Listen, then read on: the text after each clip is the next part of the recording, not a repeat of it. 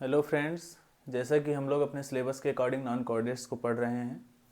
Non coordinate में हम एक बड़े फाइलम की स्टडी कर रहे हैं। इसका नाम है फाइलम आर्थ्रोपोडा। आर्थ्रोपोडा में हम लोगों ने जनरल कैरेक्टर क्लासिफिकेशन को पढ़ लिया, कुछ और चीज़ें जो इंपॉर्टेंट थी उनकी, जैसे माउथ पार्ट्स वगैरह इंसेक्ट के कैसे होते हैं, उनकी स्टडी हम लोगों ने कर लिया। अब आज एक दो टॉपिक और हमें पढ़ना है, छोटे छोटे टॉपिक हैं दो, उनकी स्टडी करनी है। जैसे कि कुछ बेनिफिशियल और कुछ हार्मफुल इंसेक्ट्स होते हैं, उनके वेक्टर्स होते हैं, उनके बारे में जानना है। कौन सी डिजीज कॉज करते हैं उनके बारे में जानना है।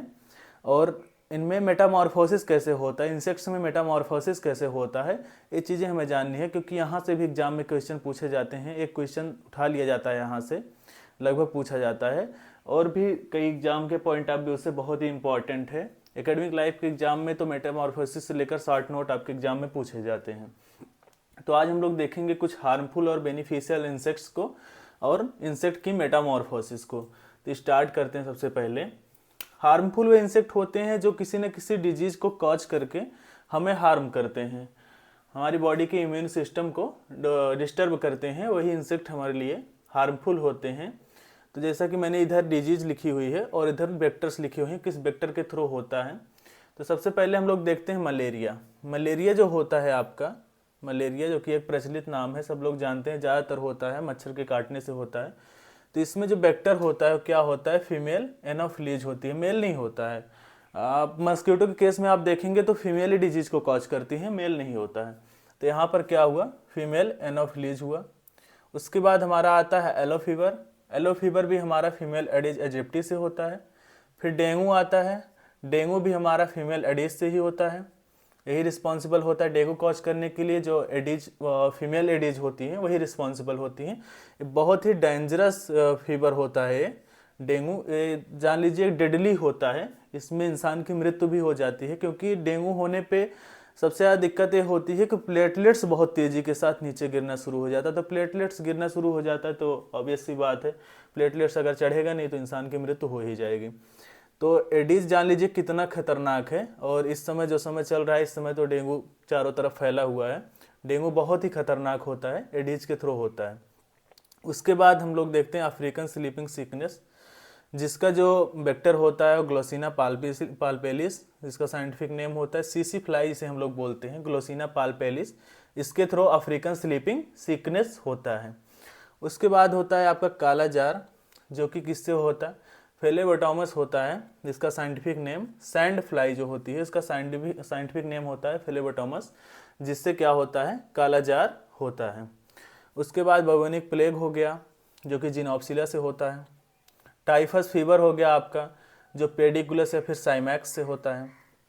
उसके बाद कलेरा हो गया आपका, कॉलेरा जिसे हम लोग बोलते हैं, किससे होता है, हाउस फ्लाई से होता है। तो इतनी कुछ आपके डिजीज हैं जिनके जो वेक्टर्स हैं जो हमारे लिए हार्मफुल है। जैसे मलेरिया हो गया एनाफिलीज, फीमेल एनाफिलीज से। एलो फीवर एडिस से हो गया फीमेल। डेंगू फीमेल एडिस से हो गया। African sleeping sickness Glossina palpalis सीसी फ्लाई से हो गया। काला जार आपका सैंड फ्लाई से हो गया। प्लेग आपका जिनोप्सिला से हो गया। टाइफस फीवर आपका पेडिकुलस से हो गया। और कॉलेरा आपका हाउस फ्लाई से हो गया। फिर हम बेनिफिशियल इंसेक्ट्स को देखते हैं जो हमारे लिए बेनिफिशियल, ऑब्वियस सी बात है, कुछ एनिमल जो हमारे लिए हार्मफुल होते हैं तो कुछ एनिमल हमारे लिए बेनिफिशियल भी होते हैं। तो यहाँ पर बेनिफिशियल इंसेक्ट्स की हम बात करते हैं। बेनिफिशियल इंसेक्ट्स में जैसे आपका एपिस हो गया, हनी बी जिसको हम लोग समझते हैं, एपिस उसकी जेनरिक नेम होता है। तो उससे हम लोग क्या मिलता है, उससे हम लोग को हनी मिलता है। हनी का बहुत उपयोग होता है, बहुत सारी चीज़ें, मेडिसिनल वैल्यू होती है, फूड वैल्यू होती है, कई सारी चीज़ों में हनी रिस्पॉन्सिबल होता है। बहुत इंपॉर्टेंट होता है हनी, जो हमें कहाँ से मिलता है, एपिस से मिलता है या हनी बी से मिलता है। हनी बी से ही हम लोगों को एक और मिलता है क्या, बी वैक्स। वैक्स का भी काफ़ी चीज़ों में काम होता है, कॉस्मेटिक वगैरह के आइटम में वैक्स का उपयोग होता है। तो ये भी हमें कहाँ से मिलता है, हनी बी से ही प्राप्त होता है, दैट इज एपिस से ही प्राप्त होता है बी वैक्स। उसके बाद क्या हो गया, रॉ सिल्क।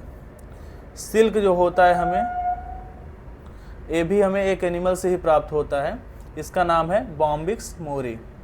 बॉम्बिक्स मोरी नाम का एक एनिमल होता है। बॉम्बिक्स मोरी आप समझ सकते हैं कि इससे हमें क्या मिलता है, सिल्क मिलता है बॉम्बिक्स मोरी से। उसके बाद लैक होता है आपका, लैक भी हमें किससे मिलता है, टैकार्डिया लक्का से। उसके बाद एक ऑयल होता है, इसको हम लोग कैंथेरिडीन ऑयल बोलते हैं। ये किससे मिलता है, बीटल्स से मिलता है। बी वेनम मिलता है, एपिस से ही मिलता है। बी वेनम का उपयोग किस चीज़ में होता है, अर्थराइटिस जो एक ही डिजीज होती है उसमें बहुत अच्छा इसका उपयोग होता है बी वेनम का, अर्थराइटिस को दूर करने के लिए। तो हनी हम लोगों को हनी बी से मिलता है, बी वैक्स भी हनी बी से ही मिलता है। रॉ सिल्क हम लोग बॉम्बिक्स मोरी से प्राप्त होता है। लैक हम लोग को टैकार्डिया लक्का से मिलता है। कैंथेराइडिन ऑयल जो होता है वो हम लोग को विस्टर बीटल से मिलता है। बी वेनम हम लोगों को एपिस या हनी से ही प्राप्त होता है। तो आपके कुछ बेनिफिशियल और हार्मफुल इंसेक्ट्स थे। उसके बाद हम लोगों को जो बहुत इंपॉर्टेंट टॉपिक पढ़नी है वो क्या देखनी है, इंसेक्ट के मेटामॉर्फोसिस को देखना है, जो कि बहुत ही इंपॉर्टेंट है। मेटामॉर्फोसिस को हम समझ सकते हैं कि जैसे एक रूप से दूसरे में चेंज होना, इसको हम समझ सकते हैं। जैसे आपका एग है वो आपका लार्वा में चेंज हुआ है, एडल्ट में चेंज हुआ, तो यही आपका मेटामॉर्फोसिस होता है। थ्रू द लाइफ क्या क्या चेंजेस होते हैं बॉडी में, मेटामॉर्फोसिस को रिप्रेजेंट करते हैं। तो 4 टाइप्स ऑफ मेटामॉर्फोसिस रिपोर्टेड है, किसमें, इंसेक्ट्स में। 4 टाइप की मेनली मेटामॉर्फोसिस इनमें देखी गई है। इंसेक्ट्स के केस में 4 टाइप की होती है, जिसमें आपका ए मेटाबोलस, हेमी मेटाबोलस, होलो मेटाबोलस और पायरोमेटाबोलस। तो आप इसको समझ सकते हैं, बहुत ही इंपॉर्टेंट है, क्योंकि ये एंटोमोलॉजी के स्टूडेंट के लिए बहुत इंपॉर्टेंट टॉपिक है। यहाँ से कई बार बड़े बड़े क्वेश्चन पूछे जाते हैं एमसीक्यू में, तो यहाँ से क्वेश्चन बनते ही बनते हैं। तो 4 टाइप के यहाँ पर मेटामॉर्फोसिस देखी गई है, ए मेटाबोलस, हेमी मेटाबोलस, होलो मेटाबोलस और पायरोमेटाबोलस या ग्रेजुअल मेटामॉर्फोसिस। तो ए मेटाबोलस सबसे पहले है। ए मेटाबोलस में क्या होता है इसको हम समझ सकते हैं, ए मतलब अब्सेंट ही होता है, यहाँ पर मेटामॉर्फोसिस अब्सेंट होती है। ए मेटाबोलस जो एनिमल होते हैं वहाँ पर मेटामॉर्फोसिस अब्सेंट होती है। इसका एग्जाम्पल है लेपिस्मा। लेपिस्मा के केस में, जो कि एक इंसेक्ट है, उसमें आपका मेटामॉर्फोसिस अब्सेंट होती है, that is a metabolous animal होते हैं। इनमें एक जो होता है ये आपका एडल्ट में डायरेक्ट कन्वर्ट हो जाता है। फिर आपका नेक्स्ट क्या है, हेमी मेटाबोलस। हेमी मेटाबोलस को हम समझ सकते हैं कि इसको हम लोग कहते हैं इनकम्प्लीट मेटामॉर्फोसिस। कंप्लीट नहीं है, इनकम्प्लीट मेटामॉर्फोसिस। जिसका जो बेस्ट एग्जांपल है वो ड्रैगन फ्लाइज होती हैं, वो हेमी मेटाबोलस होती हैं आपका। इसमें क्या होता है, एक जो होता है वो निम्फ में कन्वर्ट होता है, वाटर मीडियम में नेट्स में कन्वर्ट होता है, और उसके बाद एडल्ट में आता है। एक स्टेज आती है निम्फ या नेड की, जो रिप्रेजेंट करती है इनकम्प्लीट मेटामॉर्फोसिस को। उसके बाद आपका जो नेक्स्ट आता है holometabolous, that is complete metamorphosis. ये आपका कंप्लीट मेटामॉर्फोसिस होती है, यहाँ पर पूरी तरीके से मेटामॉर्फोसिस होती है, जो कि आपका हाउस फ्लाई के केस में होता है, मॉस्किटो के केस में होता है, बटरफ्लाइज में भी होता है। ड्रैगन फ्लाइज में इनकम्प्लीट मेटामॉर्फोसिस होती है, और कंप्लीट मेटामॉर्फोसिस हाउस फ्लाई और बटरफ्लाई में होती है। इसमें क्या होता है, आपका एग होता है, एग के बाद स्टेज आती है लार्वा की, देन प्यूपा की, उसके बाद एडल्ट आता है। Egg, larva, pupa, then adult, यही आपकी कंप्लीट मेटामॉर्फोसिस। जहां पर लार्वा और प्यूपा की बात आती है वहां पर कंप्लीट मेटामॉर्फोसिस होती है। उसके बाद आपका जो लास्ट है पायरोमेटामॉर्फोसिस, दैट इज ग्रेजुअल मेटामॉर्फोसिस, जिसको हम लोग बोलते हैं। इसमें क्या होता है आपका, ये आपका ग्रास हॉपर, काकरोच और एफिड्स में पाया जाता है। जिसमें आपका जो एग होता है वो निम्फल स्टेज में पहले जाता है, N1, N2, N3, N4 and so on. उसके बाद वो आपका एडल्ट में कन्वर्ट होता है। तो ये जो स्टेज आपके बीच में आती है, ये किस चीज़ को रिप्रेजेंट करती है, ग्रेजुअल मेटामॉर्फोसिस को। तो ये आपका कुछ बेनिफिशियल और हार्मफुल इंसेक्ट्स हैं और उनकी मेटामॉर्फोसिस। एक बार फिर से मैं इसको रिवाइज कर देता हूँ। इसमें हम लोगों ने देखा कि मलेरिया जो होती है वो फीमेल एनाफ्लीज से होती है। येलो फीवर जो होता है फीमेल एडिज एजिप्टी से होता है। डेंगू भी फीमेल एडिज से ही होता है। अफ्रीकन स्लीपिंग सिकनेस जो कि ग्लोसिना पाल्पेलिस सीसी फ्लाई से होता है। काला आजार जो होता है सैंड फ्लाई से होता है। बबोनिक प्लेग जो होता है आपका जिनोप्सिला से होता है। टाइफस फीवर जो कि पेडिकुलस साइमैक्स से होता है। कोलेरा जो आपका होता है कॉलरा जिसे हम लोग बोलते हैं हाउस फ्लाई से होता है। बेनिफिशियल हम लोगों ने देखा कि एपिस से हमें हनी मिलता है, बी वैक्स मिलता है, बॉम्बिक्स मोरिस हमें रॉ सिल्क मिलती है, लैक हमें टैकार्डिया लक्का से मिलता है, कैथरीडीन ऑयल हमें ब्लिस्टर बीटल से मिलता है, और बी वनम जो कि हमें हनी बी से ही प्राप्त होता है।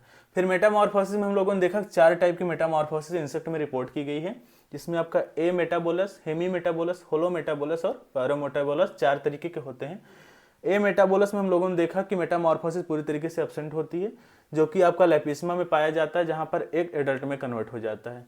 हेमी मेटाबोलस जो कि इनकम्प्लीट मेटामॉर्फोसिस होती है, ड्रैगन फ्लाइज में पाया जाता है। इसमें आपका निम्फ और नेड आते हैं, एक के बाद निम्फ में कन्वर्ट होंगे, देन एडल्ट में। होलो मेटाबोलस जो कि थर्ड होता है, ये आपका कंप्लीट मेटामॉर्फोसिस होती है। हाउस फ्लाई, मॉस्किटो, बटरफ्लाइज, इन सब के केस में होलो मेटाबोलस स्टेज होती है, जिसमें एग जो होता है लार्वा में कन्वर्ट होता है, देन प्यूपा में, और लास्ट में एडल्ट बन जाता है। फिर पैरोमेटाबोलस, जिसको हम लोग ग्रेजुअल मेटामॉर्फोसिस बोलते हैं, ये आपका ग्रास हॉपर में पाया जाता है, कॉकरोच में पाया जाता है।